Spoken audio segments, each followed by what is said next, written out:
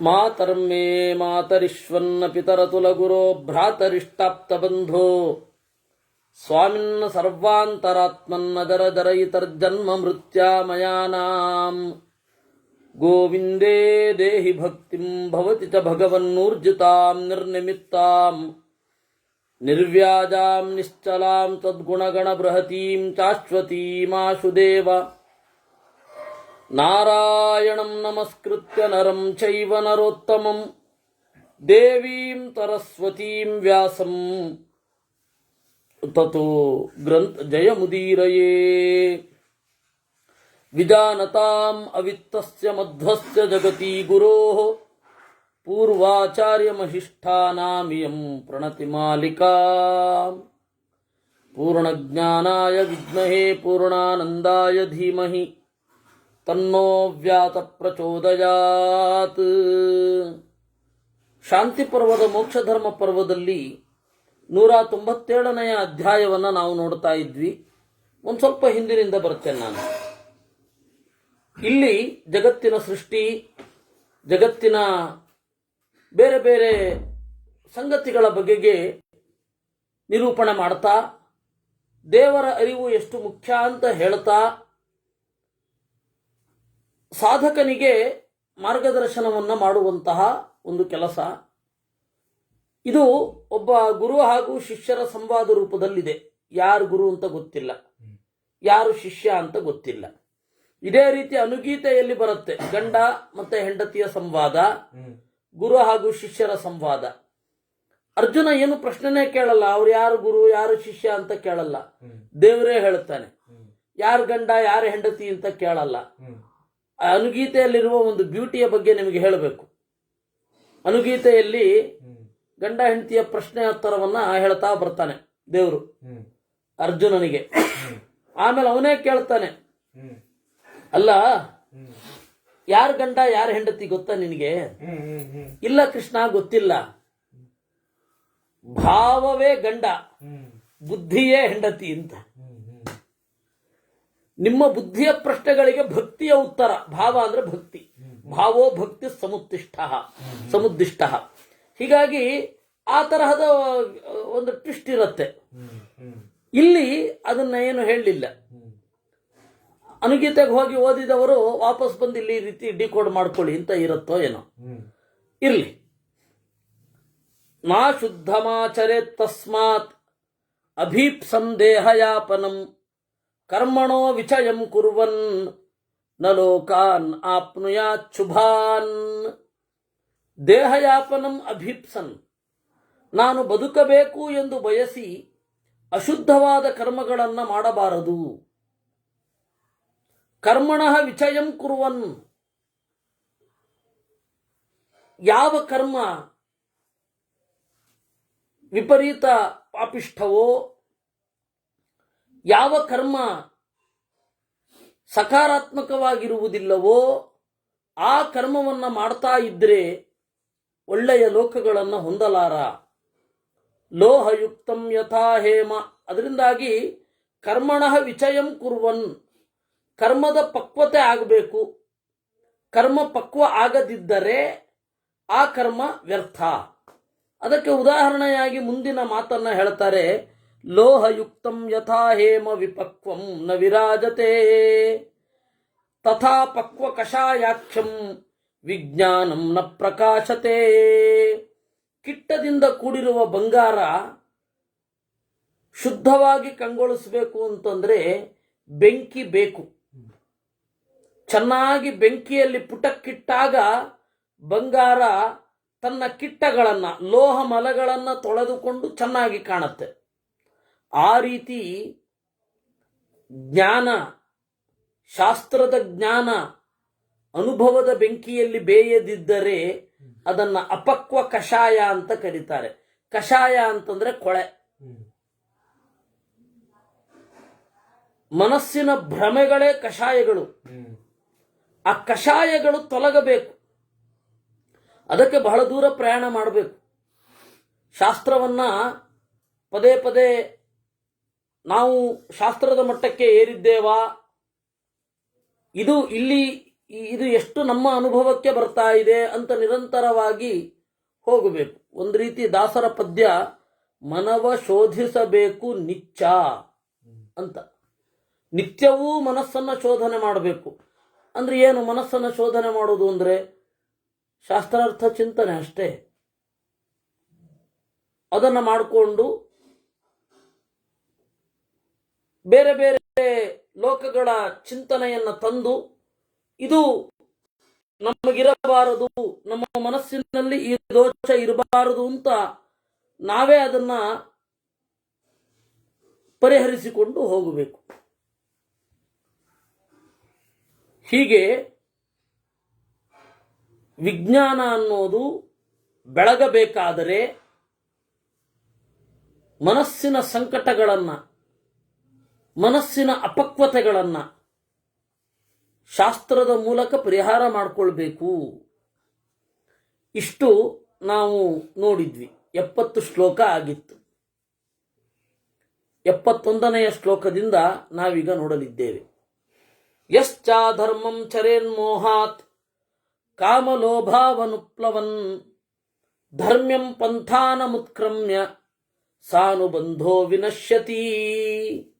ಮೋಹದಿಂದ ಕಾಮಲೋಭಗಳ ಹಿಂದೆ ಸಾಗಿ ಅಧರ್ಮವನ್ನು ಯಾರು ಮಾಡ್ತಾನೆ, ಧರ್ಮದ ದಾರಿಯನ್ನು ಯಾರು ಮೀರ್ತಾನೆ, ಅವನು ಸಾನುಬಂಧೋ ವಿನಶ್ಯತಿ. ತನ್ನ ಜೊತೆಯವರ ಜೊತೆಗೆ ವಿನಶ್ಯತಿ ನಾಶ ಹೊಂದುತ್ತಾನೆ. ವಿನಶ್ಯತಿ ಅನ್ನೋದಕ್ಕೆ ಮಧ್ವಾಚಾರ್ಯರು ಗೀತಾ ಭಾಷ್ಯದಲ್ಲಿ ದೋಷಯುಕ್ತ ಪುರುಷೇಶು ನಾಶ ಶಬ್ದ ಪ್ರಯುಕ್ತೇಹೆ ಅಂತ 2ನೇ ಅಧ್ಯಾಯದಲ್ಲಿ ಹೇಳಿದ್ದಾರೆ. ನರಕಾದಿಷು ಪತತಿ ಅಂತ ಅರ್ಥ. ವಿನಶ್ಯತಿ ಅಂದರೆ ನರಕಾದಿಗಳಲ್ಲಿ ಬೀಳ್ತಾನೆ. ಮೋಹದಿಂದ ಅಧರ್ಮವನ್ನ ಮಾಡೋದು. ಏನೀಗ ಜಗತ್ತೆಲ್ಲ ಮಾಡ್ತಾ ಇದೆ ಇದನ್ನ, ಜಗತ್ತಲ್ಲಿ ಶಾಸ್ತ್ರ ಓದ್ತಾ ಇಲ್ಲ, ನಾವು ಯಾಕೆ ಓದಬೇಕು? ಜಗತ್ತಿನಲ್ಲಿ ದೇವರನ್ನು ಮರೆತು ಬದುಕೋರಿದ್ದಾರೆ, ಅವರೆಲ್ಲ ಸುಖವಾಗಿಲ್ವಾ? ನಾವ್ಯಾಕೆ ಮಾತ್ರ ನೆನ್ಕೊಳ್ಬೇಕು? ಇತ್ಯಾದಿ ತರ್ಕಗಳು. ಇದು ಎಲ್ಲದಕ್ಕೂ ಚಿಕ್ಕ ಚಿಕ್ಕ ಲೆವೆಲಿಂದ ಶುರು ಆಗುತ್ತೆ. ಯಾಕೆ ಅವ್ರು ಮಾಡ್ತಾ ಇಲ್ವಾ? ಜಗತ್ತು ಅವರನ್ನ ಗೌರವಿಸ್ತಾ ಇದೆ, ಇಲ್ಲಿಂದ ಶುರು ಆಗುತ್ತೆ. ಅದು ಚಿಕ್ಕಂದಿನಲ್ಲಿ ನೋಡಿ, ಅವರು ಕುಡಿತಾ ಇದ್ದಾರೆ, ಇವತ್ತು ಸೋಷಿಯಲ್ ಸ್ಟೇಟಸ್ ಕುಡಿಯೋದು, ಅದರಿಂದಾಗಿ ನಾವು ಕುಡಿಬೇಕು. ಇದೆಲ್ಲ ಮೋಹದಿಂದ ಅಧರ್ಮವನ್ನು ಮಾಡೋದು, ಧರ್ಮದ ದಾರಿಯನ್ನು ಬಿಡೋದು. ಕುಡಿಯೋದಾಗಲಿ ಸಿಗರೇಟ್ ಸೇದೋದಾಗಲಿ ಪರಿಣಾಮ ಎಲ್ಲ ಆಗುತ್ತೆ ಅಂದ್ರೆ ಪ್ರಜ್ಞಾನಾಶ. ಅದು ಪ್ರಜ್ಞೆಯನ್ನು ನಾಶ ಮಾಡುತ್ತೆ, ನೋಡಿದ್ದೇವೆ. ಅದರಿಂದಾಗಿ ಅಲ್ಲಿಂದ ಧರ್ಮದ ದಾರಿಯನ್ನು ಮೀರಿ, ಧರ್ಮಕ್ಕೆ ಅರ್ಹವಾದ ದಾರಿಯನ್ನು ಮೀರಿ ಕಾಮಲೋಭಗಳಲ್ಲಿ ತೊಡಗಿ ಮೋಹದಿಂದ ಅಧರ್ಮವನ್ನ ಹಿಂಬಾಲಿಸೋದೇನಿದೆ ಅದು ನಾಶಕ್ಕೆ ಕಾರಣ.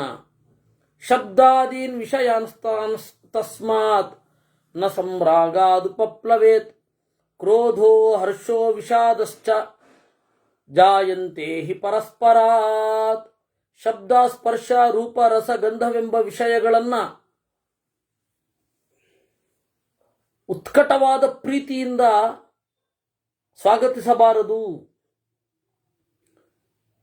ಇಂಪಾದ ಶಬ್ದ ಬೀಳ್ತಾ ಇರುತ್ತೆ, ಆ ಶಬ್ದ ಇಲ್ಲದೆ ಬದುಕಲ್ಲ ಅನ್ನುವ ಚಟಕ್ಕೆ ಬೀಳಬಾರದು. ಯಾವುದೋ ಒಂದು ಶಬ್ದ ಇಷ್ಟವಿಲ್ಲದ್ದು ಬೀಳ್ತಾ ಇರುತ್ತೆ, ಇದರ ಮೇಲೆ ವಿಪರೀತ ಅಸಹನೆಯಿಂದ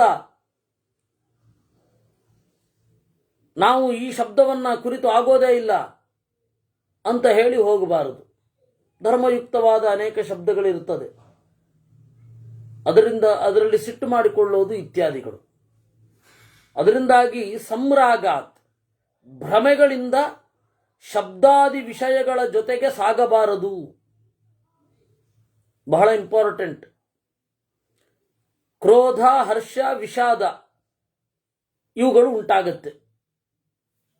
ಶಬ್ದದಲ್ಲಿಯೇ ತೊಡಗಿಬಿಟ್ರೆ ಸ್ಪರ್ಶದಲ್ಲಿಯೇ ತೊಡಗಿದರೆ ಶಬ್ದ, ಸ್ಪರ್ಶ, ರೂಪ, ರಸ, ಗಂಧ ಇವುಗಳಲ್ಲಿ ಉತ್ಕಟವಾದ ರಾಗದಿಂದ ತೊಡಗಿಬಿಟ್ರೆ ಕ್ರೋಧ ಉಂಟಾಗುತ್ತೆ, ಸಂತೋಷ ಉಂಟಾಗುತ್ತೆ, ವಿಷಾದ ಉಂಟಾಗುತ್ತೆ. ಅದರಿಂದ ಇವುಗಳು ಮನಸ್ಸನ್ನ, ಆಳವನ್ನ ಘಾಸಿ ಮಾಡದ ಹಾಗೆ ಮಾಡಿಕೊಳ್ಬೇಕು.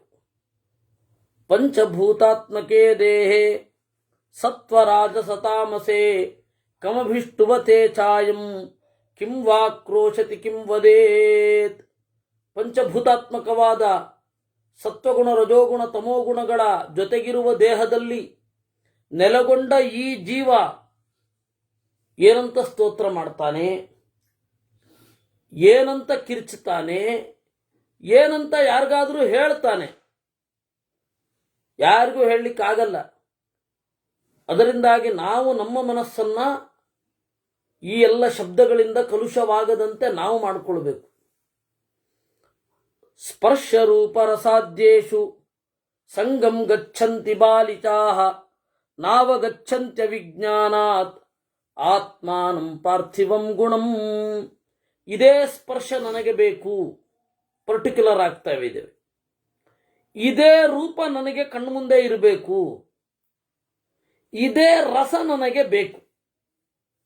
ಇವೆಲ್ಲ ಪರ್ಟಿಕ್ಯುಲರ್ ಆಗೋದರ ಲಕ್ಷಣಗಳು. ಏನಾಗತ್ತೆ, ಇದೇ ಸ್ಪರ್ಶ, ಇದೇ ರೂಪ, ಇದೇ ರಸ ಇವುಗಳಲ್ಲಿ ಸಂಘವನ್ನು ಹೊಂದಿದರೆ ಏನಾಗತ್ತೆ, ಒಂದು ಚೂರು ವ್ಯತ್ಯಾಸ ಆದರೆ ಮನಸ್ಸು ಕಿರಿಕಿರಿ ಆಗತ್ತೆ. ಅದರಿಂದಾಗಿ ಈ ಹಂತವನ್ನು ಮೊದಲು ದಾಟಬೇಕು. ಮೃನ್ಮಯಂ ಶರಣಂ ಯದ್ವತ್ ಮೃದೈವ ಪರಿಲಿಪ್ಯತೆ ಪಾರ್ಥಿವೋಯಂ ತಥಾ ದೇಹೋ ಮೃದ್ವಿಕಾರೇರ್ನ ನಶ್ಯತಿ. ಮೃನ್ಮಯಂ ಶರಣಂ ಯದ್ವತ್, ಮಣ್ಣಿನ ಮನೆಗೆ ಮಣ್ಣಿನಿಂದಲೇ ಲೇಪನ. ಮಣ್ಣಿನ ಮನೆಗೆ ಯಾವುದರಿಂದ ಬಣ್ಣ ಹೊಡೆಯೋದು? ಆ ಬಣ್ಣದ ಮೆಟೀರಿಯಲ್ ಯಾವುದು? ಮೃನ್ಮಯ, ಅದು ಮಣ್ಣೆ. ಪಾರ್ಥಿವೋಯಂ ತಥಾ ದೇಹ, ಹಾಗೆ ಈ ದೇಹ ಅನ್ನೋದು ಮಣ್ಣಿನಿಂದ ಆಗಿದ್ದು. ಮೃದ್ವಿಕಾರೇರ್ ನನಶ್ಯತಿ, ಮೃದ್ವಿಕಾರೇರ್ ವಿನಶ್ಯತಿ ಅಂತ ಒಂದು ಪಾಠ ಇದೆ, ಮೃದ್ವಿಕಾರೈ ನನಶ್ಯತಿ ಅಂತ ಒಂದು ಪಾಠ ಇದೆ. ಮೃದ್ವಿಕಾರೈ ವಿನಶ್ಯತಿ, ನನಶ್ಯತಿ ಎರಡೂ ಕೂಡ ಒಂದೇ ಅರ್ಥ. ಈ ಪಾರ್ಥಿವ ಶರೀರ ಮಣ್ಣಿನ ವಿಕಾರಗಳಾದ ಗಂಧ, ಬಣ್ಣ, ವಸ್ತ್ರ ಮೊದಲಾದವುಗಳಿಂದ ನಶ್ಯತಿ, ನಾಶ ಏನಾಗಲ್ಲ. ಹಾಗಾದರೆ ನಾಶ ಆಗೋದು ಹೊರಗಡೆಯ ಶಬ್ದಗಳಿಂದಲ್ಲ, ಕಾಲನ ಒಂದು ಸಂಕಲ್ಪದಿಂದ. ಮಣ್ಣಿನ ಶರೀರ ಮಣ್ಣಿನಿಂದ ನಾಶ ಆಗಲ್ಲ. ನಾಶ ಆಗೋದು ಅಂದ್ರೇನು? ಚೇತನ ಮತ್ತೆ ಜಡ ಅವುಗಳ ಬೇರ್ಪಡೆ. ಜಡವಾದ ಶರೀರದಲ್ಲಿ ಚೇತನನಾದ ಆತ್ಮ ಇರ್ತಾನೆ, ಜಡವಾದ ಶರೀರದಲ್ಲಿ ಚೇತನನಾದ ಆತ್ಮ. ಜಡ ದೇಹದಲ್ಲಿರುವ ಜೀವ ಜಡ ದೇಹದಿಂದ ಹೊರಗಡೆ ಹೋದ್ರೆ ಅದನ್ನೇ ನಾಶ, ಮರಣ ಅಂತ ಕರೆಯೋದು.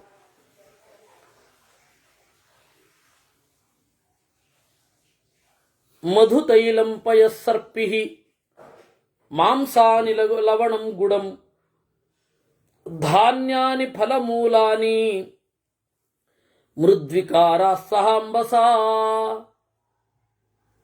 ಮಣ್ಣಿನ ವಿಕಾರಗಳು ಏನೇನು? ನಾವು ಆಹಾರವಾಗಿ ತೆಗೆದುಕೊಳ್ಳುವುದು ಮಧು, ಜೇನು, ತೈಲ, ಎಣ್ಣೆ, ಪಯಃ,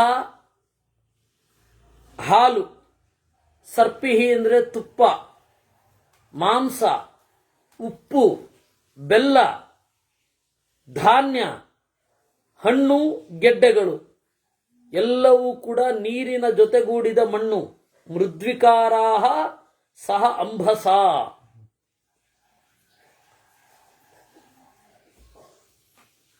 ಇದರಲ್ಲಿ ಇದನ್ನ ತಿನ್ನೋದ್ರಿಂದ ತಿಂದೇ ಇರೋದ್ರಿಂದಾಗಿ ಸಾಯೋದಿಲ್ಲ. ತಿನ್ನೋದ್ರಿಂದಲೂ ಸಾಯಲ್ಲ, ತಿಂದೇ ಇರೋದ್ರಿಂದಲೂ ಸಾಯಲ್ಲ. ಸಾವಿಗೆ ಇನ್ನೇನೋ ಕಾರಣ ಇದೆ. ಅದು ಏನು? ಕಾಲನಾಮಕ ಪರಮಾತ್ಮನ ಸಂಕಲ್ಪ. ಇದು ರೋಗ ತರೋದಿಲ್ಲ. ತಂದ ರೋಗ ನಮ್ಮ ನೋವಿಗೆ ಕಾರಣ ಆಗತ್ತೆ, ಸಾವಿಗೆ ಕಾರಣ ಆಗಬೇಕಾಗಿಲ್ಲ. ರೋಗ ಬರದೆ ಹೋದರೆ ಸಾಯದೆಯೂ ಉಳಿಯಲ್ಲ, ರೋಗ ಬಂದರೆ ಬೇಗಲೂ ಸಾಯಲ್ಲ. ಇದು ಎಲ್ಲ ತರಹದ ಸಾಧ್ಯತೆಗಳನ್ನು ನೋಡಬೇಕು. ಇದರ ತಾತ್ಪರ್ಯ ಏನು? ಯದ್ವತ್ ಕಾಂತಾರಮಾತಿಷ್ಠನ್ ಔತ್ಸುಕ್ಯಂ ಸಮನೂರಜೇತ್ ಶ್ರಮಾತ್ ಆಹಾರಮಾದದ್ಯಾತ್ ಅಸ್ವಾದ್ವಪಿ ಯಾಪಯನ್. ಇದು ನಿಮಗೆ ಗೊತ್ತಾದರೆ ಕಾಂತಾರಮಾತಿಷ್ಠನ್, ಕಾಂತಾರ ಅಂದ್ರೆ ದಟ್ಟವಾದ ಅಡವಿ, ದಟ್ಟವಾದ ಅಡವಿಯಲ್ಲಿ ಇದ್ದರೂ ಕೂಡ ನ ಔತ್ಸುಕ್ಯಂ ಸಮನೂರಜೇತ್, ಕಂಗೆಡಬಾರದು. ಇದೆಲ್ಲ ಚಟ ಇತ್ತು ಅಂದ್ರೆ ಕಂಗೆಡ್ತೇವೆ ನಾವು. ನಮ್ಮನ್ನ ಇವತ್ತು ಕಾಡಿಗೆ ಹೋಗ್ಬಿಟ್ರೆ ಬದುಕಲಿಕ್ಕೆ ಆಗಲ್ಲ. ಇವತ್ತು ಆ ಪರಿಸ್ಥಿತಿ ಇದೆ. ನಮಗೆ ಎಷ್ಟು ಅಂತಂದ್ರೆ ರಾಮ ಗಡ್ಡದವನಾಗಿ ನಮಗೆ ಕಾಣೋದೇ ಇಲ್ಲ. ನಮ್ಮ ಪ್ರಕಾರ ಕರೆಕ್ಟಾಗಿ 3 ತಿಂಗಳಿಗೊಮ್ಮೆ ಕ್ಷೌರಿಕ ಬಂದು ರಾಮನಿಗೆ ಗಡ್ಡ ಮೀಸೆಯನ್ನ ಬೋಳಿಸಿ ಹೋಗ್ತಾ ಇದ್ದ ಅನ್ನೋ ಲೆವೆಲ್ಗೆ ನಮ್ಮ ಯೋಚನೆ ಇದೆ ಇವತ್ತು. 14 ವರ್ಷ ಕಾಡಿನಲ್ಲಿ ವಾಸ ಮಾಡ್ತಾ ಇದ್ದಾನೆ ಅಂತ ನಾವೆಲ್ಲರೂ, 14 ವರ್ಷ ವನವಾಸ ಗೈದಿದ್ದಾನೆ ರಾಮ ಅಂತ ಭಕ್ತಿಯಿಂದ ನೆನಪಿಸಿಕೊಳ್ಳುವವರು ರಾಮನನ್ನ ಚಿತ್ರಿಸ್ಕೊಳ್ಬೇಕಾದ್ರೆ, ಕಾಡಿನಲ್ಲಿರ್ಬೇಕಾದ್ರೆ ಗಡ್ಡ ಮೀಸೆ ಇರುವವನ್ನಾಗಿ ಚಿತ್ರಿಸ್ಕೊಳ್ಳಲ್ಲ. ಅಂದ್ರೆ ನಮಗೆ ಅದೊಂದು ಅಸಂಗತಿಯ ತಲೆಗೆ ಬಂದಿಲ್ಲ. ನೋಡಿ, ನೀವು ಎಲ್ಲಾ ಮಠಗಳಲ್ಲಿ ನೋಡಿ ಪ್ರತಿಮೆಯನ್ನ, ರಾಜಾರಾಮನ ಪ್ರತಿಮೆ ಇದೆಯೇ ವಿನಃ ವನವಾಸಿ ರಾಮನ ಪ್ರತಿಮೆ ಇಲ್ಲ. ವನವಾಸಿ ರಾಮನ ಪ್ರತಿಮೆ ಇದ್ದಿದ್ರೆ ಗಡ್ಡ ಮೀಸೆ ಇತ್ಯಾದಿಗಳೆಲ್ಲ ಈ ವೇದವ್ಯಾಸರಿಗಿದ್ದ ಹಾಗಿರ್ತಿತ್ತು.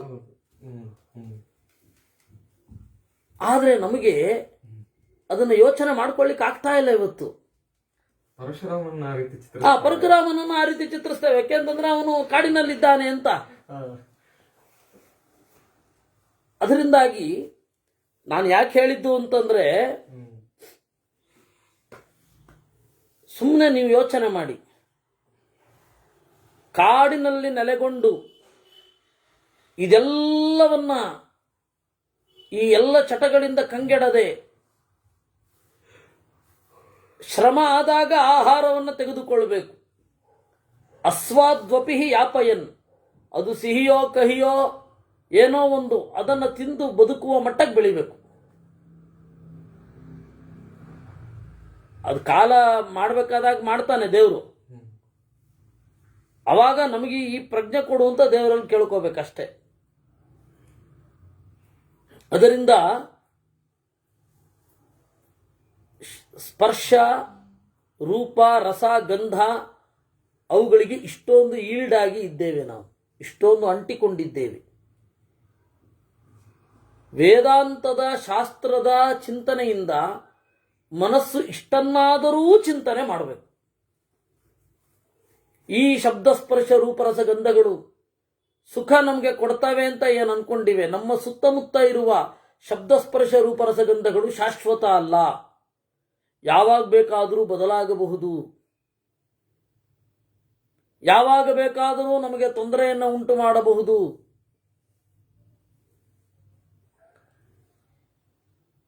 ಈ ರೀತಿ ಒಂದು ಡಿಟ್ಯಾಚ್ಮೆಂಟ್, ಅಂಟಿಕೊಳ್ಳದೇ ಇರುವಿಕೆ, ಅದನ್ನು ರೂಢಿಸಿಕೊಳ್ಬೇಕು. ಹೇಗೆ ಕಾಡಿನಲ್ಲಿ ಇದ್ದಾಗ ನಗರದ ಸೌಭಾಗ್ಯಗಳನ್ನು ಬಯಸುವುದಿಲ್ಲವೋ, ಈಗ ಬಯಸ್ತಾ ಇದ್ದೇವೆ ಅದು ಬೇರೆ, ಬಯಸುವುದಿಲ್ಲವೋ ಹಾಗೆ ತದ್ವತ್ ಸಂಸಾರ ಕಾಂತಾರಂ ಆತಿಷ್ಠನ್ ಶಮತತ್ಪರಃ ಯಾತ್ರಾರ್ಥ ಮದ್ಯಾದಾಹಾರಂ ವ್ಯಾಧಿತೋ ಭೇಚಜಂ ಯಥಾ. ಸಂಸಾರವೆಂಬ ದಟ್ಟ ಅಡವಿಯಲ್ಲಿ ಇದ್ದಾಗಲೂ ಕೂಡ ಶಮತತ್ಪರ, ಇಂದ್ರಿಯ ನಿಗ್ರಹಕ್ಕೆ ಒತ್ತು ಕೊಟ್ಟು ಯಾತ್ರಾರ್ಥಂ ದೇಹ ಬದುಕಲಿಕ್ಕಾಗಿ ಆಹಾರವನ್ನು ಉಣ್ಣಬೇಕು. ಹೇಗೆ? ವ್ಯಾಧಿತೋ ಭೇಷಜಮ್ಯಥಾ, ರೋಗಕ್ಕೆ ಒಳಗಾದವನು ಔಷಧವನ್ನು ತಿನ್ನುವಾಗ ಇದು ನನಗೆ ಸುಖ ನೀಡುತ್ತೆ ಅಂತ ತಿಂತಾನೆ ವಿನಃ ಇಷ್ಟವಾಗತ್ತೆ ಅಂತ ತಿನ್ನಲ್ಲ. ನಾವು ಕೇಳಿದ್ದೇವೆ, ಇನ್ನೂ ಅನುಭವಿಸಿಲ್ಲ. ಬಹಳ ಮಾತ್ರೆಗಳನ್ನು ತೆಗೆದುಕೊಳ್ಳುವ ಹಿರಿಯರು ಹೇಳ್ತಾ ಇದ್ರು, ಎಷ್ಟು ಮಾತ್ರೆ ತಗೊಂಡಿರ್ತೀವಿ ಅಂತಂದ್ರೆ ನಾಲಿಗೆ ಎಲ್ಲ ದಪ್ಪ ಆಗಿ ಯಾವ ರುಚಿಯೂ ಗೊತ್ತಾಗದಷ್ಟು ಮಾತ್ರೆ ತಗೊಂಡಿರ್ತೀವಿ ನಾವು ಅಂತ. ಅದರಿಂದ ಅಲ್ಲಿ ಹೇಗೆ ನಾನು ರೋಗದಿಂದ ದೂರ ಇರಬೇಕು, ರೋಗದ ಸಂಕಟಗಳನ್ನು ಅನುಭವಿಸಬಾರದು ಅನ್ನುವ ಒಂದೇ ಒಂದು ಕಾರಣದಿಂದ ಔಷಧವನ್ನು ತೆಗೆದುಕೊಳ್ಳುವ ಹಾಗೆ ಇಲ್ಲಿ ದೇಹ ನಡಿಬೇಕು ಅನ್ನುವ ಒಂದೇ ಒಂದು ಕಾರಣದಿಂದ ಆಹಾರವನ್ನು ತೆಗೆದುಕೊಳ್ಬೇಕು. ಇವೆಲ್ಲ ಮೊದಲ ಹೆಜ್ಜೆಗಳು. ಸತ್ಯ ಶೌಚಾರ್ಜವತ್ಯಾಗೈ ವರ್ಚಸಾ ವಿಕ್ರಮೇಣ ಚ ಕ್ಷಾಂತ್ಯಾ ಧೃತ್ಯಾ ಚಮತ್ಯಾ ಚ ಮನಸಾ ತಪಸೈವ ಚ ಭಾವಾನ್ ಸರ್ವಾನ್ ಯಥಾವೃತ್ತಾನ್ ಸಂಸಹೇತ ಯಥಾಕ್ರಮಂ ಶಾಂತಿಮಿಚ್ಛನ್ನದೀನಾತ್ಮ ಸಂಯಚ್ಛೇದಿಂದ್ರಿಯಾಣಿ ಚ. ಸತ್ಯ, ಶುಚಿತ್ವ, ಜೀವನದ ನೇರವಾದ ನಡೆ, ತ್ಯಾಗ ಅಂದರೆ ದೇವರಲ್ಲಿ ಕರ್ಮದ ಅರ್ಪಣೆ, ದೈಹಿಕವಾದ ಆರೋಗ್ಯ, ವೇಗವಾದ ನಡೆ, ವಿಕ್ರಮ ಅಂತಂದ್ರೆ ದೇವರ ಬಗೆಗಿನ ನಡೆ, ಕ್ಷಾಂತಿ ಅಂದರೆ ಕ್ಷಮೆ, ಬಾಹ್ಯವಾದ ಶತ್ರುಗಳಲ್ಲಿ ಕ್ಷಮಿಸಬೇಕಂತೆ ಬ್ರಾಹ್ಮಣನಾದವ. ಕ್ಷಮಾ ಬಾಹ್ಯೇಶು ಶತ್ರುಷು ಅಂತ ಮಧ್ವಾಚಾರ್ಯರು ಶಾಂತಿ ಪರ್ವದ ಒಂದು ನಿರ್ಣಯದಲ್ಲಿ ಹೇಳಿದ್ದಾರೆ. ಆಮೇಲೆ ಧೃತಿ, ಏನೇ ಕಷ್ಟ ಬಂದರೂ ಸಂಕಟಗೊಳ್ಳದೇ ಇರುವುದು. ಮತಿ, ಮುಂದಿನದ್ದನ್ನು ಊಹಿಸಿ ಆಂಟಿಸಿಪೇಟರಿ ಬೇಲ್ ತೆಗೆದುಕೊಳ್ಳುವ ಪ್ರಜ್ಞೆ, ಮುಂದೆ ಹೀಗಾದರೂ ನಾವು ಹೀಗಿರಬೇಕು ಅಂತ. ಮುಂದೆ ಅತಿಕ್ರಮಣ ಜೋರಾಗತ್ತೆ, ಕಂಡಲ್ಲಿ ಧಾರ್ಮಿಕ ಹಿಂಸೆ ನಡೆಯುತ್ತೆ, ನಾವು ಹಿಂಸೆ ಮಾಡೋ ಪ್ರಶ್ನೆನೇ ಇಲ್ಲ ಬಿಡಿ. ಆದಾಗಲೂ ಕೂಡ ಇದು ನಮಗೆ ಗೊತ್ತಾದಾಗ, ಇದು ಗೊತ್ತಾಗ್ತಾ ಇರುತ್ತೆ ಅಂತನ್ನುವಾಗಲೂ ಎಲ್ಲವನ್ನ ಬಿಟ್ಟು ನಿತ್ಯವಾದ ಧರ್ಮವನ್ನು ಹಿಡ್ಕೊಳ್ತೇನೆ ಅನ್ನುವ ಪ್ರಜ್ಞೆ ಇರಬೇಕು. ಎಲ್ಲ ಬಿಡ್ತೀರಾ ಅಂದರೆ ಯಾವುದನ್ನು ಹಿಡ್ಕೊಂಡಿರ್ತೀರಾ? ನಿಮ್ಮ ಮನೆಯಲ್ಲಿ ಯಾರೋ ಒಬ್ಬ ಒಂದು ಅತಿಕ್ರಮಣಕಾರ ಎಲ್ಲ ಬಿಟ್ಟು ಹೋಗ್ಬೇಕು ಅಂತಾನೆ, ನಿಮ್ಮ ಮನೆಯನ್ನು ನೀವು ಬಿಟ್ಟು ಹೋಗ್ಬೇಕು. ಆವಾಗ ಮಿನಿಮಮ್ ತೆಗೆದುಕೊಂಡು ಹೋಗೋದು ಯಾವುದನ್ನ ಅಂತ ತೀರ್ಮಾನ ಮಾಡಿದಾಗ ಇದು ಬೇಡ, ಇದು ಬೇಡ, ಇದು ಅತ್ಯಂತ ಅವಶ್ಯವಾದದ್ದು, ಇದೊಂದು ಮಾತ್ರ ಅನ್ನೋಲ್ಲಿಗೆ ಬರ್ತೀವಿ. ಆ ತರಹದ ಶಕ್ತಿ ಮತಿ, ಅದನ್ನ ಎದುರು ನೋಡ್ತಾ ಇರಬೇಕು.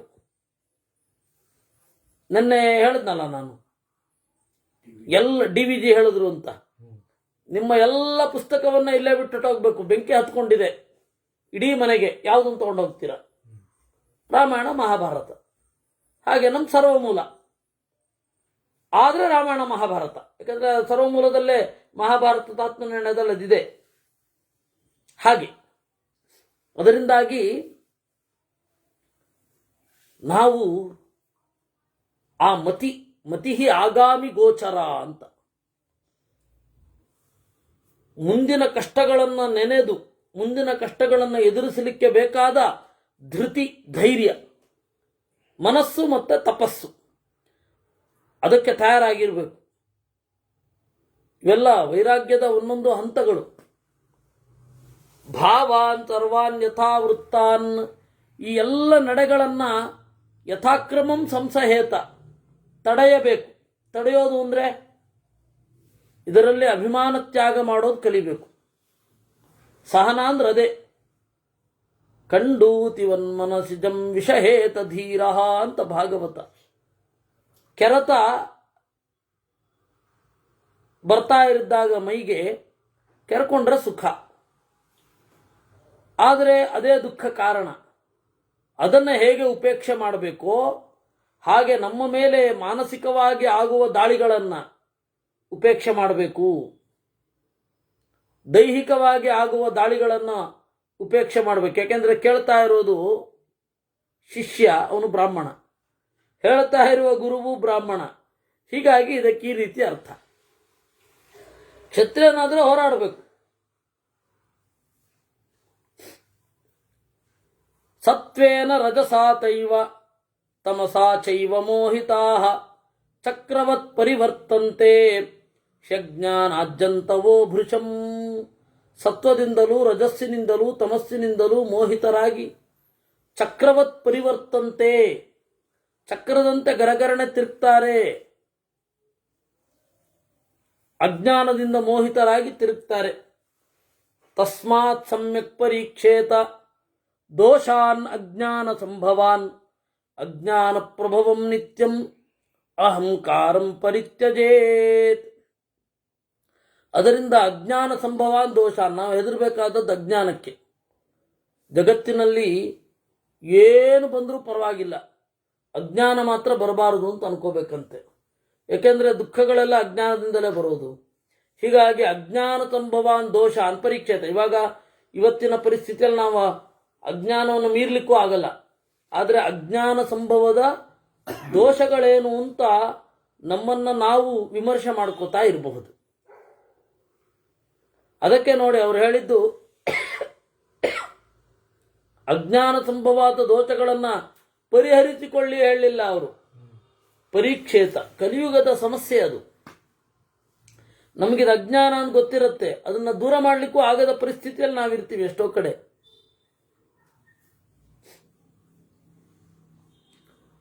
ಅಜ್ಞಾನದಿಂದಲೇ ಅಹಂಕಾರ. ಅಹಂಕಾರ ಅಂದರೆ ಪಂಡಿತಾಚಾರ್ಯರು, ನಾರಾಯಣ ಪಂಡಿತಾಚಾರ್ಯರು ಸಂಗ್ರಹ ರಾಮಾಯಣದ ಅಯೋಧ್ಯಾಕಾಂಡದ ಮೊದಲನೇ ಸರ್ಗದಲ್ಲಿ ಅವಿದ್ಯಮಾನಾತ್ಮಗುಣಾಭಿಮಾನಂ ಮೋಹಾದಹಂಕಾರ ಮುಷಂತಿ ಸಂತಹ ಅಂತ. ಅಹಂಕಾರ ಅಂದ್ರೇನು? ತನ್ನಲ್ಲಿ ಇಲ್ಲದ ಗುಣಗಳನ್ನು ನನ್ನಲ್ಲಿದೆ ಅಂತ ಅಂದುಕೊಳ್ಳುವುದನ್ನೇ ಅಹಂಕಾರ ಅಂತ ಕರೀತಾರೆ. ಎಷ್ಟು ಚಂದ! ಅವಿದ್ಯಮಾನ ಆತ್ಮಗುಣಾಭಿಮಾನಂ ಅಹಂಕಾರ ಮುಷಂತಿ. ಅದರಿಂದಾಗಿ ಅಜ್ಞಾನದಿಂದ ಅಹಂಕಾರ ಹುಟ್ಟೋದು. ಅಹಂಕಾರ ಅಂದರೆ ನಾವು ಹೇಳಿದ ಹಾಗೆ ಮಹಾಭೂತಾನೀಂದ್ರಿಯಾಣಿ ಗುಣ ಸತ್ವಂ ರಜಸ್ತಮಃ ತ್ರೈಲೋಕ್ಯಂ ಸೇಶ್ವರಂ ತರವಂ ಅಹಂಕಾರೇ ಪ್ರತಿಷ್ಠಿತಂ. ಭೂತಗಳು, ಇಂದ್ರಿಯಗಳು, ಸತ್ವಗುಣ, ರಜೋಗುಣ, ತಮೋಗುಣಗಳು, ಇಡೀ ಮೂರು ಲೋಕ ಎಲ್ಲವೂ ಕೂಡ ಅಹಂಕಾರಾಭಿಮಾನಿಯಾದ ರುದ್ರನಲ್ಲಿ ನೆಲೆಗೊಂಡಿದೆ. ಅವನೇ ಮೊದಲ ಅಹಂಕಾರವನ್ನು ಕೊಡೋದು. ನಾನು ದೇಹ ಅಂತ ಭ್ರಾಂತಿ ಬಂತು ಅಂದರೆ ಎಲ್ಲ ಮುಗಿತಲ್ಲ. ನಾನು ಎತ್ತರದಲ್ಲಿದ್ದೇನೆ, ನಾನು ಎತ್ತರವಾಗಿದ್ದೇನೆ, ಬೆಳ್ಳಗಿದ್ದೇನೆ, ಚೆನ್ನಾಗಿದ್ದೇನೆ, ಅವನು ಸರಿಯಾಗಿಲ್ಲ, ಕೈ ಚೆನ್ನಾಗಿಲ್ಲ ಅವನು, ಅವನು ಚಮಚ, ಇವನು ಕುಂಟ ಅಂತ ಎಲ್ಲ ಬರಲಿಕ್ಕೆ ಶುರು ಆಗತ್ತೆ. ದೇಹವೇ ನಾನು ಅಂತ ಪ್ರಜ್ಞೆಯನ್ನು ಕೊಡುವ ಸದಾಶಿವನೇ ಅಹಂಕಾರ. ಅವನಲ್ಲೇ ಎಲ್ಲ ನೆಲೆಗೊಂಡಿದೆ. ಹೀಗಾಗಿ ಆ ಅಹಂಕಾರವನ್ನು ಮೀರಬೇಕು. ಮನೋದೋಷ ಅದು. ಅದು ದೇವರನ್ನು ನಾವು ಗಟ್ಟಿಯಾಗಿ ಅವಲಂಬಿಸಬೇಕು, ಅವನನ್ನು ಚಿಂತನೆ ಮಾಡಬೇಕು. ಈಗ ದೈನಂದಿನ ಪೂಜೆಯಲ್ಲಿ ಪೀಠ ಪೂಜೆ ಅಂತ ಇದೆ. ಅದರಲ್ಲಿ ಅಧರ್ಮಾದಿನಿಷ್ಠ ಪೂಜೆಯೇತ್, ಅಧರ್ಮ, ವೈರಾಗ್ಯ, ಅನೈಶ್ವರ್ಯ ಇದನ್ನು ಪೂಜೆ ಮಾಡಬೇಕು ಅಂತ. ಯಾಕೆ ಅಂತ ಹೇಳಿದ್ರೆ ನಮಗದು ಬರಬಾರದು ಅಂತ. ಮತ್ತೆ ದೇವರು ಇಡೀ ಜಗತ್ತು ಅಂತನ್ನುವ ಬ್ರಹ್ಮಾಂಡ ಪೀಠದ ಮೇಲೆ ಕೂತಿದ್ದಾನೆ. ಇದೆಲ್ಲವೂ ಅವನ ಆಸನದ ಕೆಳಗಡೆ ಮೇಲೆ ಎಲ್ಲ ಹೊಂದಿಕೊಂಡಿವೆ. ಇದ್ರ ಮೇಲೆ ದೇವರು ಕೂತಿದ್ದಾನೆ ಅಂತ ಒಂದು ಚಿಂತನೆ. ನಾವು ಕೊಡುವ ಪುಟ್ಟ ಮರದ ಪೀಠದ ಮೇಲೆ ದೇವರು ಕೂತ್ಕೊಳ್ಳೋದು. ಬ್ರಹ್ಮಾಂಡವೆಂಬ ಪೀಠದ ಮೇಲೆ ಕೂತಿದ್ದಾನೆ.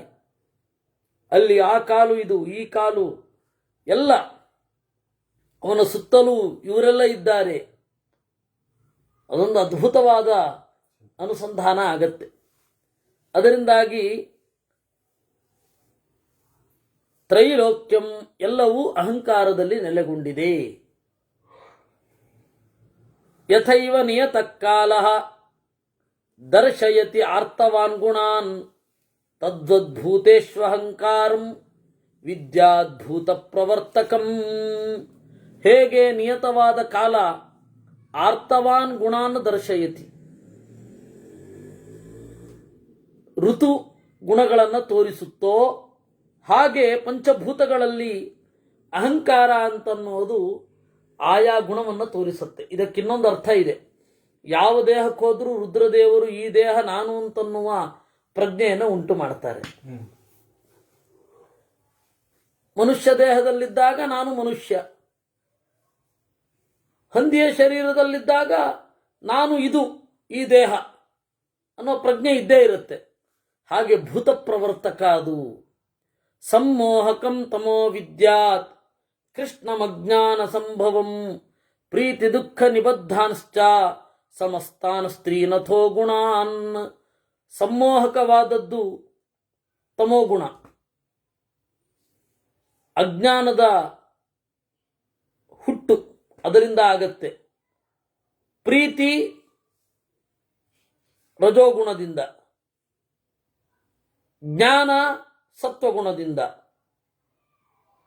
ಹೀಗೆ ಮೂರು ಗುಣಗಳನ್ನು ತಿಳಿಯಬೇಕು. ಸತ್ವಶ್ಚ ರಜಸಶ್ಚೈವ ತಮಸಶ್ಚ ನಿಬೋಧತಾನ್ ಪ್ರಸಾದೋ ಹರ್ಷಜ ಪ್ರೀತಿ ಅಸಮ್ಮೋಹ ಸ್ಮೃತಿರ್ಮತಿ. ಸತ್ವಗುಣ, ರಜೋಗುಣ, ತಮೋಗುಣಗಳ ಸ್ವಭಾವವನ್ನು ಹೇಳ್ತೇನೆ ಕೇಳು. ಪ್ರಸಾದೋ ಹರ್ಷಜ ಪ್ರೀತಿ, ಮನಸ್ಸಿನ ಪ್ರಸನ್ನತೆ, ಇಂದ್ರಿಯದ ಸಂತೋಷ, ಜ್ಞಾನ, ನೆನಪು, ನಿಶ್ಚಯ ಮಾಡುವ ಕೆಪಾಸಿಟಿ, ಡಿಸಿಷನ್ ಮೇಕಿಂಗ್ ಕೆಪಾಸಿಟಿ ಅಂತ ಹೇಳ್ತೇವಲ್ಲ, ಇದೆಲ್ಲವೂ ಸತ್ವಗುಣದ ಪ್ರಭಾವ. ಕಾಮ ಕ್ರೋಧ ಪ್ರಮಾದಶ್ಚ ಲೋಭ ಮೋಹೋ ಭಯಂ ಕ್ಲಮಃ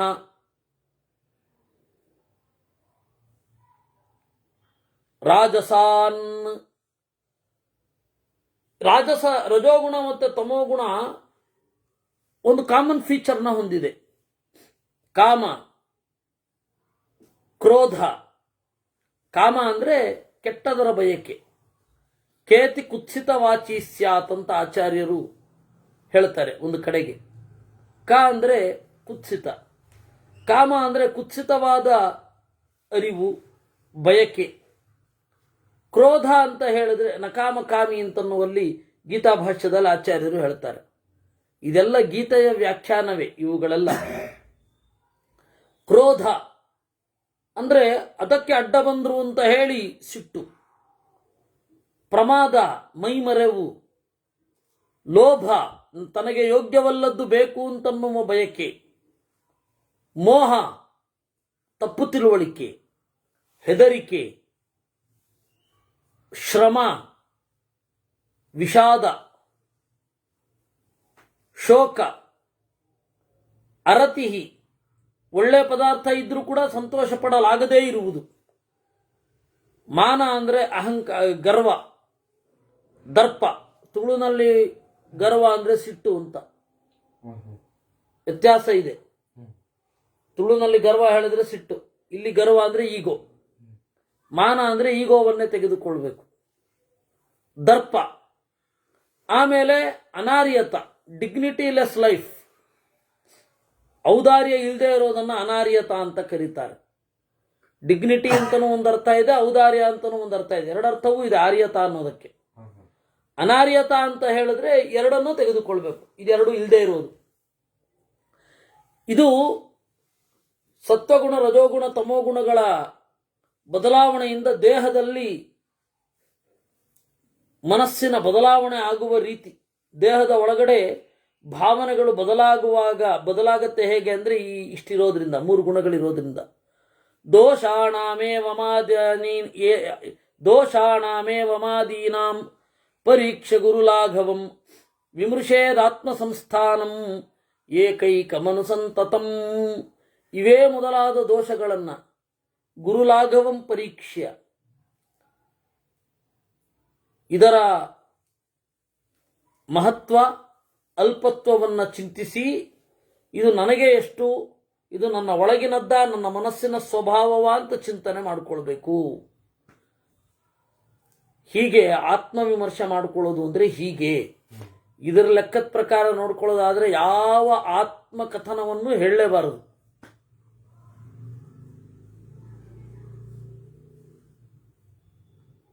ಅದಕ್ಕೆ ನಿಜವಾಗಿಯೂ ಆತ್ಮವಿಮರ್ಶೆ ಅಂತ ಹೇಳಿದರೆ, ಆತ್ಮಕಥೆ ಅಂತ ಹೇಳಿದರೆ, ನಾನು ಜಗತ್ತನ್ನು ಕಂಡ ಬಗೆ ಅಂತ ಹೇಳ್ಬಿಡ್ಬೇಕು. ಯಾಕೆಂದರೆ ಯಾವ ಆತ್ಮಕಥೆಯೂ ಕೂಡ ಪೂರ್ಣ ಅಲ್ಲ. ಅವ್ರಿಗೆ ಎದುರುಗಡೆ ಏನು ಅನ್ಕೊಂಡಿರ್ತಾರೆ ಅವ್ರಿಗೆ ಗೊತ್ತಿಲ್ಲದ ಒಂದು ಅಂಶ ಇರುತ್ತೆ.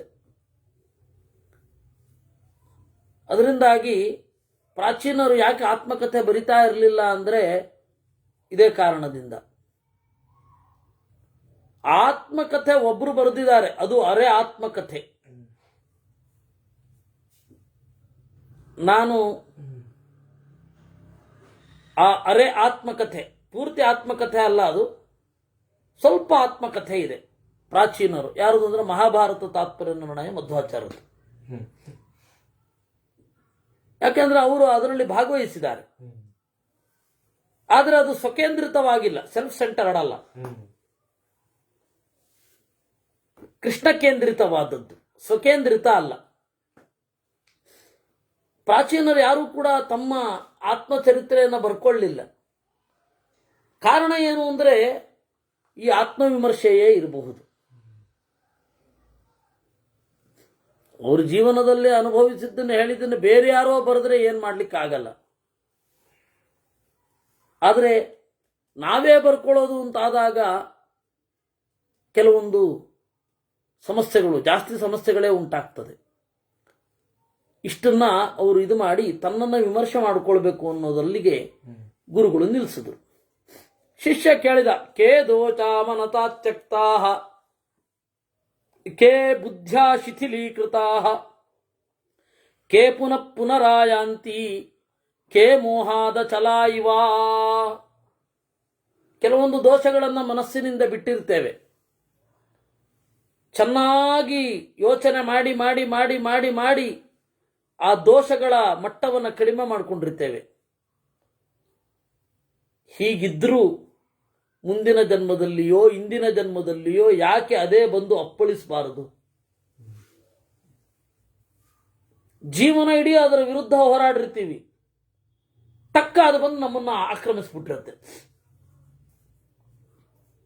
ನಮಗದು ಗೊತ್ತಿರುತ್ತೆ. ಆತ್ಮಸ್ತುತಿ ಮಾಡ್ಕೊಳ್ಬಾರ್ದು ಅನ್ನೋದು ಗೊತ್ತಿರುತ್ತೆ. ಜೀವನ ಇಡೀ ಪ್ರಯತ್ನ ಪಟ್ಟು ಅದನ್ನು ತಡೆದಿರ್ತೀವಿ. ಯಾವುದೋ ಒಂದು ಹಂತದಲ್ಲಿ ನಮಗೆ ಗೊತ್ತಿಲ್ಲದ ಹಾಗೆ ವಾಪಸ್ ಬಂದ್ಬಿಡ್ತವೆ. ಮನಸ್ಸಿನಿಂದ ಅದನ್ನು ಬಿಟ್ಟಿರ್ತೇವೆ, ಬುದ್ಧಿಯಿಂದ ಆ ಆತ್ಮರತಿಯನ್ನ ನಿಗ್ರಹ ಮಾಡ್ಕೊಂಡಿರ್ತೇವೆ. ತಕ್ಕ ಅದು ನಮ್ಮ ತಲೆ ಮೇಲೆ ಬಂದು ಕೂತ್ಬಿಟ್ಟಿರತ್ತೆ. ಆ ತರಹದ ದೋಷಗಳು ಯಾವುದು? ಕೇಶಾಂ ಬಲಾಬಲಂ ಬುದ್ಧ್ಯ ಹೇತು ಬಿರ್ವಿಮೃಷೇದ್ ಬುಧ. ಮಾನಸಿಕ ದೋಷಗಳು ಯಾವುದು? ಬುದ್ಧಿ ದೋಷಗಳು ಯಾವುದು? ಇದನ್ನ ಬುದ್ಧಿ ದೋಷಗಳನ್ನು ಮೀರಿದ ಮೋಹ ಯಾವುದು? ಅವುಗಳ ಬಲಾಬಲವನ್ನು ಹೇಳಿ, ಯಾವುದು ದುರ್ಬಲ ಯಾವುದು ಪ್ರಬಲ. ಎಷ್ಟು ಇಂಪಾರ್ಟೆಂಟ್ ಇವೆಲ್ಲ ಅಲ್ವೇ? ಗೀತೆಯ ವ್ಯಾಖ್ಯಾನವಾಗಿ ಎಷ್ಟು ಇಂಪಾರ್ಟೆಂಟ್. ಯಾಕೆಂದ್ರೆ ನಮ್ಮ ಜೀವನದಲ್ಲಿ ನಾವು ಇಷ್ಟು ಗಾಢವಾಗಿ ಯೋಚನೆ ಕೂಡ ಮಾಡಿರಲ್ಲ, ಮಾಡ್ಲಿಕ್ಕಾಗಲ್ಲ. ವೇದವ್ಯಾಸರು ನಮ್ಮ ಕೈ ಹಿಡಿಬೇಕು.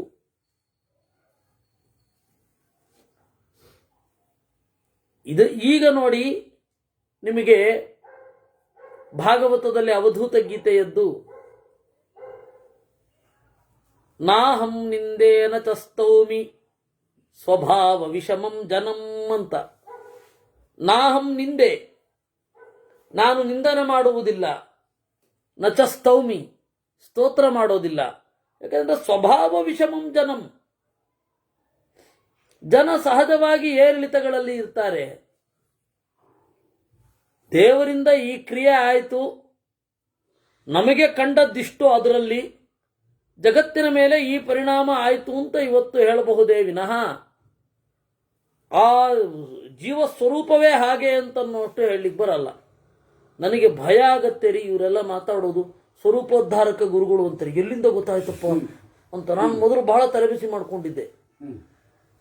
ಶಾಸ್ತ್ರದ ದಾರಿಯನ್ನು ತೋರಿದವರು ಅನ್ನೋ ಕೃತಜ್ಞತೆ ಇರಲಿ, ಬೇಡ ಅನ್ನಲ್ಲ ನಾನು. ಸ್ವರೂಪೋದ್ಧಾರಕ ಅಂತ ಯಾವ ಧೈರ್ಯದ ಮೇಲೆ ಹೇಳ್ತಾರೆ? ಸ್ವರೂಪೋದ್ಧಾರಕತ್ವ ದೇವತೆಗಳಿಗೆ ಆಮೇಲೆ ಮುಖ್ಯ ಪ್ರಾಣದೇವರಿಗೆ ಮಾತ್ರ ಇರೋದು. ಏನಂತೀರ? ಸ್ವರೂಪೋದ್ಧಾರಕತ್ವ ಯಾರಿಗ್ಯಾರಿಗೂ ಹೇಳಲಿಕ್ಕಾಗಲ್ಲ. ಅದು ಹೆಂಗೆ ಒಂದು ಚೂರು ಯೋಚನೆ ಮಾಡದೇನೆ ಹೇಳ್ಬಿಡ್ತಾರೆ. ಒಂದೋ ನನ್ನ ಸ್ವರೂಪ ಗೊತ್ತಿರಬೇಕು, ಒಂದೋ ಅವ್ರ ಸ್ವರೂಪ ಗೊತ್ತಿರಬೇಕು, ಎರಡರಲ್ಲಿ ಯಾವ್ದಾರು ಒಂದು. ಅದು ಭೀಕರ. ಅದು ನನಗೆ ಅದು ಹೇಳ್ಕೊಳ್ಳೋದು ನೋಡಿದ್ರೆ ಭಯ ಆಗತ್ತೆ. ಇದು ಏನು ಮಾಡ್ತಾ ಇದ್ದಾರೆ ಇವರು? ದೇವರೇ, ನಮಗಂತೂ ಈ ತರಹದ ಪ್ರಜ್ಞೆ ಕೊಡಬೇಡಪ್ಪ, ಕೊಟ್ಟರೆ ಸರಿಯಾಗಿ ಅದಾಗಿದ್ದನ್ನೇ ಕೊಡು. ಸ್ವರೂಪೋದ್ಧಾರಕರು ಮಧ್ವಾಚಾರ್ಯರು. ಆದರೆ ನಮ್ಮ ಸ್ವರೂಪ ಉದ್ಧಾರಕ್ಕೆ ಯೋಗ್ಯವಾಗಿಲ್ವಾ ಅಂತ ಇನ್ನೂ ಗೊತ್ತಿಲ್ಲ, ಇನ್ನೂ ಸಾಕ್ತಾ ಇದ್ದೀವಿ. ಅದು ಹೇಳಲಿಕ್ಕೆ ಎಷ್ಟು ಧೈರ್ಯ ಬೇಕು ಗೊತ್ತಾ?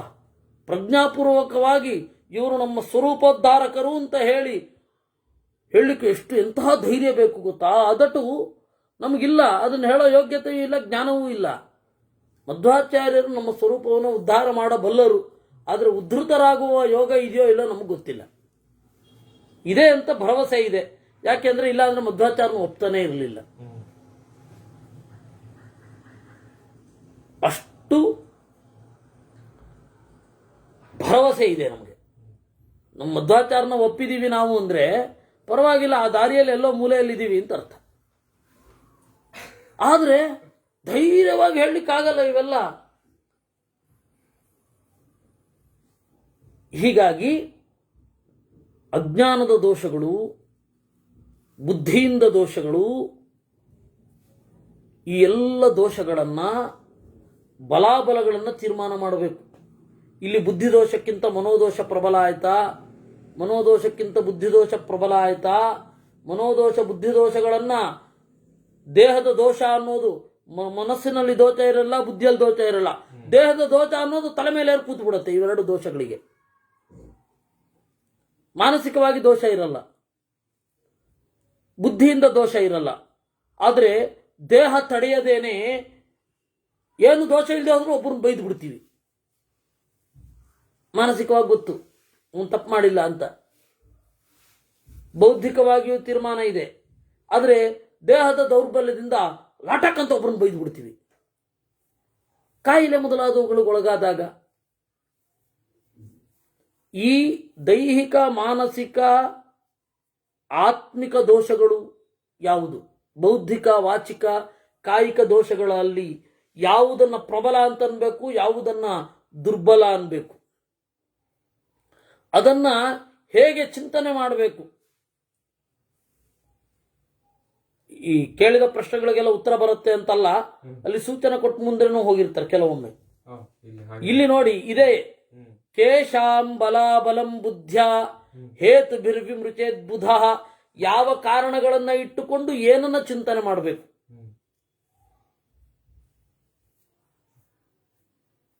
ಯಾವುದನ್ನು ಚಿಂತನೆ ಮಾಡಬೇಕು? ಏ ತನ್ಮೇ ಸಂಶಯಂ ತಾತ ಚೇತ್ತುಮ ರಹಸ್ಯ ಚೇತತಃ. ಈ ಒಂದು ಸಂಶಯವನ್ನ ನೀವು ಕತ್ತರಿಸಬೇಕು. ಇದು ಬಹಳ ಇಂಪಾರ್ಟೆಂಟ್. ನಮ್ಮ ಒಳಗಡೆ ನಾವು ಇಳ್ಕೊಳ್ಳೋದು ಅಂತ ಹೇಳ್ತೇವಲ್ಲ, ನಮ್ಮ ಒಳಗಡೆ ನಾವು ಇಳಿಯೋದು ಅಂತ, ಅದಕ್ಕೆ ಸಹಾಯಕವಾದ ಮಾತು ನಿರ್ದೇಶನ. ಈ ಡೈರೆಕ್ಷನ್ ಅಲ್ಲಿ ಹೋದ್ರೆ ನಮ್ಮ ಒಳಗಡೆ ನಾವು ಇಳಿಯಬಲ್ಲೆವು. ಇದನ್ನ ಮಧ್ವಾಚಾರ್ಯರು 18ನೇ ಅಧ್ಯಾಯ ತಾತ್ಪರ್ಯದಲ್ಲಿ ನೋಡ್ಕೊಂಡು ಹೋಗಿದ್ದಾರೆ, ಹೇಳ್ಕೊಂಡು ಹೋಗಿದ್ದಾರೆ. ಅದರಲ್ಲಿ ಅವಾಗೇನಾಗತ್ತೆ, ಹಿರಿಯರಿಗೆ ರೋಗ ಬಂದಾಗ ನೀವು ಎಷ್ಟರ ತನಕ ಬಿಹೇವ್ ಮಾಡಬಹುದು, ಅಲ್ಲಿ ದೈಹಿಕ ದೋಷ ಯಾವುದು, ಅದನ್ನೆಲ್ಲ ಹೇಳ್ಕೊಂಡು ಹೋಗಿದ್ದಾರೆ ಅಲ್ಲಿ 18ನೇ ಅಧ್ಯಾಯದಲ್ಲಿ. ಅದೊಂದು ಬಹಳ ಯುನೀಕ್ ಆಗಿದೆ. ಇದರೆಲ್ಲದಕ್ಕೆ ಸಂವಾದಿಯಾಗಿ ಪ್ರತಿಯೋಗಿಯಾಗಿ ಇದೆ. ಗುರುಹು ದೋಚೈರ್ಮೂಲಾದವಚ್ಛಿನ್ನೈ ವಿಶುದ್ಧಾತ್ಮ ವಿಮುಚ್ಯತೆ ತೇ ಪುನಃ ಪುನರಾಯಾಂತಿ ತೇ ಮೋಹಾತ್ ಅಚಲ ಇವ. ಕೆಲವೊಮ್ಮೆ ಮೂಲದಿಂದ ಉಳಿತುಕೊಂಡಿರುವ ದೋಷಗಳು ಅದು ಶುದ್ಧಿಯಾಗಬೇಕು ಅಂತಂದರೆ ಮುಕ್ತಿಯಲ್ಲಿಯೇ. ಕೆಲವೊಂದು ದೋಷಗಳು ವಯೋನುಗುಣವಾಗಿ, ಕೆಲವೊಂದು ಬೇರೆ ಬೇರೆ ಜನ್ಮಗಳಿಗೆ ಅನುಗುಣವಾಗಿ ಆಯಾಂತಿ ಮರಳಿ ಬರುತ್ತವೆ ಮೋಹದಿಂದ. ಅದರಿಂದಾಗಿ ಅದು ಅಚಲ ಇವ, ಅಚಲವೋ ಎಂಬಂತೆ ಇರುತ್ತೆ. ವಿನಾಶಯತಿ ಸಂಭೂತಂ ಅಯಸ್ಮಯಮಯೋ ಯಥಾ ತಥಾ ಕೃತಾತ್ಮ ಸಹಜೈ ದೋಷೈ ನಶ್ಯತಿ ತಾಮಸೈ. ಸಂಭೂತಂ ಅಯಸ್ಮಯಂ. ಕೆಲವೊಮ್ಮೆ ಏನಾಗುತ್ತೆ, ಕಬ್ಬಿಣದ ಒಂದು ವಸ್ತುವನ್ನ ಕಬ್ಬಿಣದಿಂದ ಹೊಡೆಯಬಲ್ಲೆವು, ಆದರೆ ಅದು ಬೆಂಕಿ ಜೊತೆಗಿರಬೇಕು. ಬೆಂಕಿಯ ಜೊತೆಗಿರದೆ ಹೋದಾಗ ಅಯಸ್ಮಯಂ ಅಯಹ ಯಥಾ ಸಂಭೂತಂ. ಕಬ್ಬಿಣವನ್ನ ಕಾಂತ ಆಕರ್ಷಿಸತ್ತೆ. ಕಾಂತ ಅಂದ್ರೆ ಆಕರ್ಷಣೆ ಅಂತ. ಅಯಸ್ಕಾಂತ ಅಂದ್ರೆ ಕಬ್ಬಿಣವನ್ನ ಆಕರ್ಷಿಸುವುದು. ಹಾಗೆ ಸಹಜವಾದ ದೋಷಗಳು ನಮ್ಮನ್ನ ಸೆಳೆದು ಬಿಡುತ್ತವೆ. ದೋಷೈ ನಶ್ಯತಿ ತಾಮಸೈ. ತಮೋಗುಣದಿಂದ ಉಂಟಾದ ದೋಷಗಳಿಂದ ಅವನು ನಾಶ ಹೊಂದುತ್ತಾನೆ. ನಾಶ ಅಂದರೆ ನಾನು ಹಿಂದೆ ಹೇಳಿದ ಹಾಗೆ ನರಕಾದ್ಯನರ್ಥಗಳಿಗೆ ಒಳಗಾಗ್ತಾನೆ. ಸಹಜೈರವಿಶುದ್ಧಾತ್ಮ ದೋಷೈರ್ನಶ್ಯತಿ ರಾಜಸೈ ರಾಜಸಂ ತಾಮಸಂ ಚೈವ ಶುದ್ಧಾತ್ಮ ಕಾಲ ಸಂಭವಂ ಶಮಯೇತ್ ಸತ್ವಮಾಸ್ಥಾಯ. ಇನ್ನು ರಜೋಗುಣಗಳಿಂದಲೂ ಕೂಡ ಶುದ್ಧಿಯನ್ನು ಪಡ್ಕೊಳ್ಳೋದು ಕಷ್ಟ ಇದೆ. ಈ ರಜೋಗುಣದ ತಮೋಗುಣದ ಸಮಸ್ಯೆಯನ್ನ ಕಾಲ ಸಂಭವಂ ಸತ್ವಮಾಸ್ಥಾಯ ಶಮಯೇತ್. ಕಾಲಕ್ರಮೇಣ ಗಳಿಸಿದ ಸತ್ವಗುಣದಿಂದ ರಜೋಗುಣ ಹಾಗೂ ತಮೋಗುಣದ ದೋಷಗಳನ್ನು ಪರಿಹರಿಸಿಕೊಳ್ಳಬೇಕು.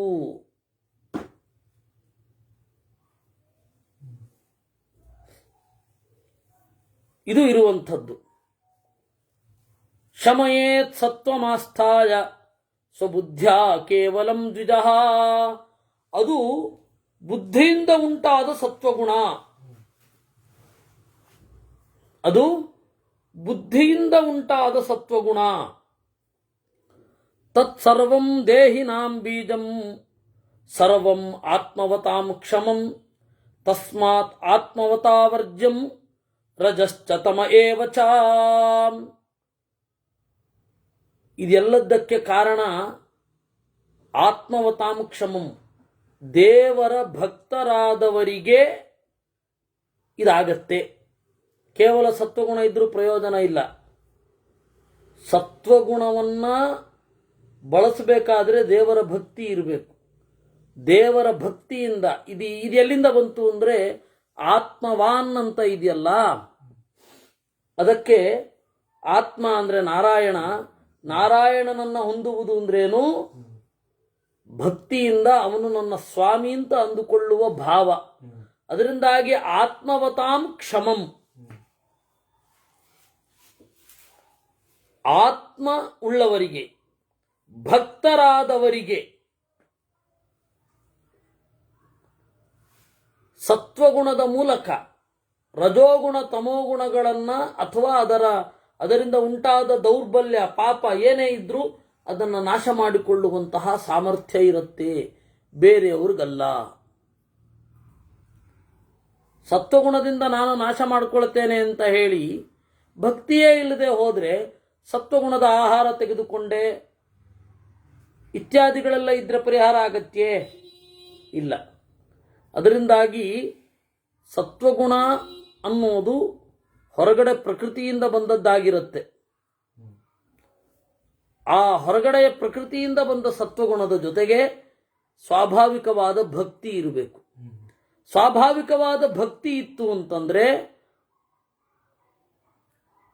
ರಜೋಗುಣ ಹಾಗೂ ತಮೋಗುಣದ ಮಲಗಳು, ಕೊಳೆಗಳು ಅದು ನಾಶ ಆಗತ್ತೆ.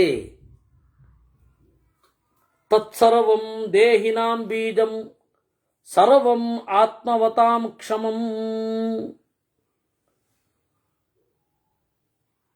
ತಸ್ಮಾತ್ ಆತ್ಮವತಾವರ್ಜ್ಯಂ ರಜಶ್ಚ ತಮ ಏವ ಚ.